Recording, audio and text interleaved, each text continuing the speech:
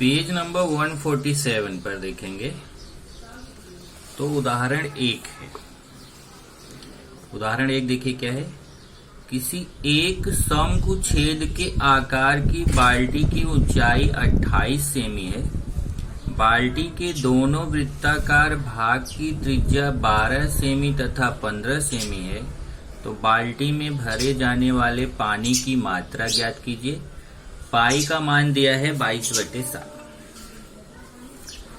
अब यहाँ पे देखिए क्या बोला है, एक शंकुछेद के आकार की बाल्टी। तो बाल्टी का आकार शंकुछेद जैसा होता ही है। शंकुछेद कैसा होता है, ये देखिए बाल्टी के जैसा ही है, जिसमें एक वृत्ताकार भाग छोटा रहता है और दूसरा वृत्ताकार भाग बड़ा रहता है।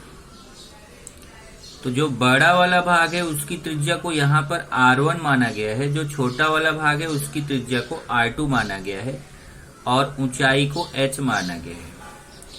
बड़े वाले वृत्ताकार भाग की त्रिज्या R1, छोटे वाले वृत्ताकार भाग की त्रिज्या R2 और ऊंचाई h और ये तिरछी ऊंचाई L। इसी आधार पर ये सूत्र यहाँ पे बना है। देखिए, तो ये ध्यान रखना कि अगर आप इसको R2 और इसको R1 लेते हैं तो यहाँ पे आपका सूत्र बदल भी जाएगा। तो जैसे शंकुछेद की तिरछी ऊंचाई का सूत्र है, इस शंकुछेद के वक्र पृष्ठफल का सूत्र है, इस शंकुछेद के संपूर्ण पृष्ठफल का सूत्र है और इस शंकुछेद के घनफल का सूत्र। तो आप देखेंगे तो ये 4 सूत्र यहाँ पे दिए गए। यहाँ पहले ही बता दिया कि R1 जो है वो R2 से बड़ा है। R1 जो है R2 से बड़ा है, उसी आधार पर यह फॉर्मूला बना हुआ है।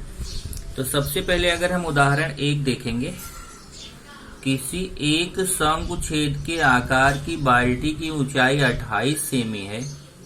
तो ये जो बाल्टी है इसकी ऊंचाई कितना दिया है, 28 सेमी, मतलब h का मान, बाल्टी की ऊंचाई h का मान दिया है 28 सेमी। बाल्टी के दोनों वृत्ताकार भाग की त्रिज्या एक 12 सेमी है, एक 15 सेमी है। तो आपको जैसे जो बड़ा वाला त्रिज्या है उसको R1 मानना है, जो छोटी वाली त्रिज्या है उसको R2। तो बड़ी त्रिज्या को R1, छोटी त्रिज्या को R2। तो R1 का मान 15 है, R2 का मान 12 है। देखिए बाल्टी के वृत्ताकार भाग की त्रिज्या R1 का मान 15 सेमी और R2 का मान 12 सेमी। तो 4 चीजें पता चल गई, क्या क्या, R1, R2 और H। फिर बोला है बाल्टी में भरे जाने वाले पानी की मात्रा ज्ञात करो। तो ये मैंने आपको बताया है कि जब ये पता करना हो कि कितना पानी है, कितनी हवा है, कितना सामान है, कितनी क्षमता है, कितनी धारिता है, तब आपको उसका घनफल निकालना चाहिए। उसके अंदर कितना पानी आएगा तो उसका घनफल निकालना। तो यहाँ देखिए बाल्टी में भरे जाने वाले पानी की मात्रा का मतलब होता है ये जो बाल्टी है इसका घनफल। तो बाल्टी कौन से आकार की है, शंकुछेद के आकार की है, तो शंकुछेद का घनफल का सूत्र लगाना। अब यहाँ पे शंकुछेद के घनफल का सूत्र है, ये आपको सूत्र याद करने हैं। आपने याद किया भी होगा, बार बार याद करके इसकी प्रैक्टिस करिए, क्योंकि अगर सूत्र याद नहीं रहा तो ये चैप्टर में समझो आप 0 हो गए। अगर ये चैप्टर आपको खूब बढ़िया कैलकुलेशन आ रहा है, आपको सूत्र लगाना भी आ रहा है, लेकिन आपको सूत्र ही याद नहीं है, तो समझो आपको इस चैप्टर में 0 आ रहा है, एक भी कुछ भी नहीं आ रहा है। तो देखिए शंकुछेद का घनफल का सूत्र है 1/3 पाई h R1² plus R2² plus R1 into R2। तो ये देखिए घनफल का सूत्र हो गया 1/3 पाई h R1² plus R2² plus R1 into R2। 1/3 into pi का मान यहाँ पे दिया है। देखिए पाई का मान 22/7 है, तो 1/3 बीच में गुणा छिपा हुआ, पाई का मान 22/7 दिया है, तो पाई का मान हमने 22/7 रख दिया। h का मान 28 है। देखिए h का मान 28 है, तो h की जगह पे 28, यहाँ पे भी बीच में गुणा, h का मान 28 फिर ब्रैकेट, फिर R1 का मान देखिए 15 है, तो R1 की जगह 15, उसके ऊपर स्क्वायर, प्लस R2 का मान 12 है, तो R2 का मान 12, उसके ऊपर स्क्वायर, फिर प्लस R1 का मान 15 गुणे R2 का मान 12, पूरा मान रख दिया। अब इसका कैलकुलेशन करना है। तो इधर देखिए इसको 7 से आप काट सकते हैं, 7 चौक 28, इधर ऊपर कितना बचेगा, देखिए ऊपर 22 के 22 गुणे 4 बचेगा।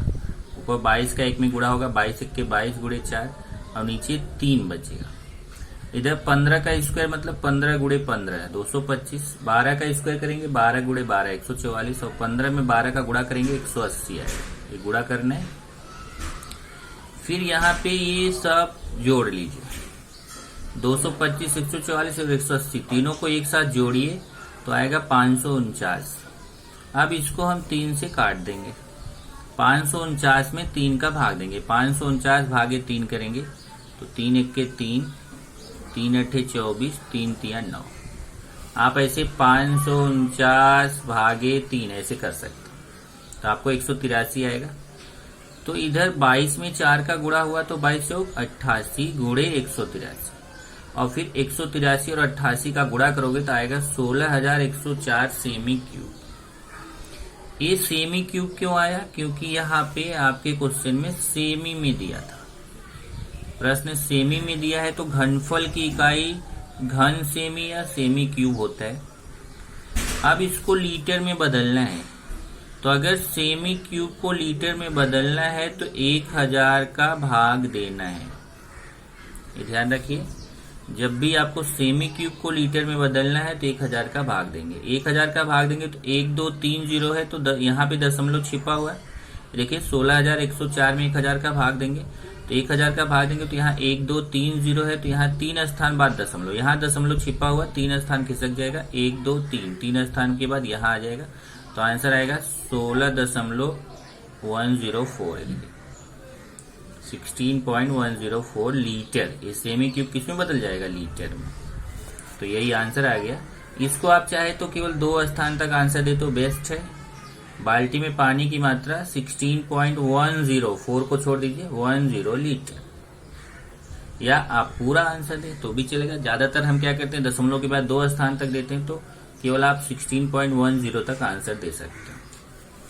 उसके बाद दूसरा उदाहरण है, शंकु छेद के वृत्ताकार भाग की त्रिज्या क्रमशः 14 सेमी तथा 8 सेमी है।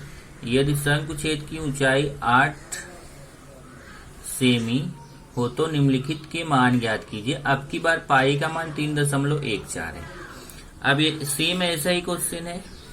यहाँ देखिए क्या है, त्रिज्या एक 14 सेमी दिया है, एक 8 सेमी दिया। तो जो बड़ी त्रिज्या है उसको R1 मानना है, जो छोटी त्रिज्या है उसको R2 मानना है। R1 का मान 14 सेमी, R2 का मान 8 सेमी। ये देखिए शंकु छेद की त्रिज्या R1 का मान 14 सेमी, R2 का मान 8 सेमी और ऊंचाई भी दिया है कितना, 8 सेमी। तो ऊंचाई H का मान भी कितना आ गया, 8 सेमी। अब हमें क्या क्या निकालना है वो देखिए। हमें शंकु छेद का वक्र पृष्ठफल निकालना है, शंकु छेद का वक्र पृष्ठफल निकालना है, शंकु छेद का संपूर्ण पृष्ठफल निकालना है, शंकु छेद का घनफल निकालना है। लेकिन अगर हम देखें तो हमें क्या क्या मान मालूम है। हमें R1 मालूम है, R2 और H। लेकिन अगर आप शंकु छेद का वक्र पृष्ठफल निकालने जाओगे, ये देखिए शंकु छेद के वक्र पृष्ठफल का सूत्र लगाने जाओगे तो वहां पे आपको L की भी जरूरत पड़ेगी और यहाँ पे L का मान आपको मालूम नहीं है, केवल आपको R1 R2 और H का मालूम है। L का मालूम नहीं है तो जब आप वक्र पृष्ठफल निकालने जाओगे तो आपको L की जरूरत पड़ेगी। तो इसलिए सबसे पहले आप L का मान निकालो। शंकु छेद की तिरछी ऊंचाई का सूत्र लगाइए और L का मान निकालिए। जब शंकु छेद की तिरछी ऊंचाई का सूत्र लगा के L का मान निकाल लेना, तब आप एक बार शंकु छेद के वक्र पृष्ठफल का सूत्र लगाना, फिर शंकु छेद के संपूर्ण पृष्ठफल का सूत्र लगाना, फिर शंकु छेद के घनफल का सूत्र लगाना। ये चारों सूत्र आपको इस प्रश्न में लगाने हैं बारी बारी से। पहले तिरछी ऊंचाई का लगाइए, फिर वक्र पृष्ठफल का, फिर संपूर्ण पृष्ठफल का, फिर घनफल का। पहले तिरछी ऊंचाई का सूत्र लगाया गया है, करणी में h² plus R1 minus R2 square. तो ये देखिए h का मान रखिए, h का मान 8 है तो h की जगह 8 उसके ऊपर स्क्वायर प्लस फिर R1 का मान 14 माइनस R2 का मान 8, h का मान 8 रख दिया उसके ऊपर स्क्वायर प्लस R1 का मान 14 रख दिया माइनस R2 का मान 8 रख दिया। अब यहाँ देखिए इन्होंने शॉर्टकट किया, आप यहाँ बढ़ा सकते हैं स्टेप। 8 का स्क्वायर प्लस 14 में से 8 गया तो 6 का स्क्वायर। अब 8 का अब यहां से देखिए अगला स्टेप दिया है इसमें। 8 का स्क्वायर 64 होता है, 6 का स्क्वायर 36 होता है। 64 और 36 जोड़ेंगे तो कितना आएगा, 100। ऐसे 100 आएगा, 1 लिख के 2 0 100। तो जब 100 आएगा तो 100 का वर्गमूल निकालेंगे तो कितना आएगा 10। एल का मान आपको पता चल गया कितना 10 सेमी। तब हम बारी बारी से तीनों सूत्र लगाएंगे। एक बार देखो, एक बार वक्र पृष्ठफल निकालना है, फिर संपूर्ण पृष्ठफल निकालना है, फिर घनफल निकालना है। तो एक बार पहले वक्र पृष्ठफल का सूत्र, फिर संपूर्ण पृष्ठफल का सूत्र, फिर घनफल का सूत्र हम यहाँ पे लगाएंगे। और मान याद रखना, R1 का मान हम 14 रखेंगे, R2 का मान 8 रखेंगे, H का मान भी 8 रखेंगे और L का मान 10 रखेंगे।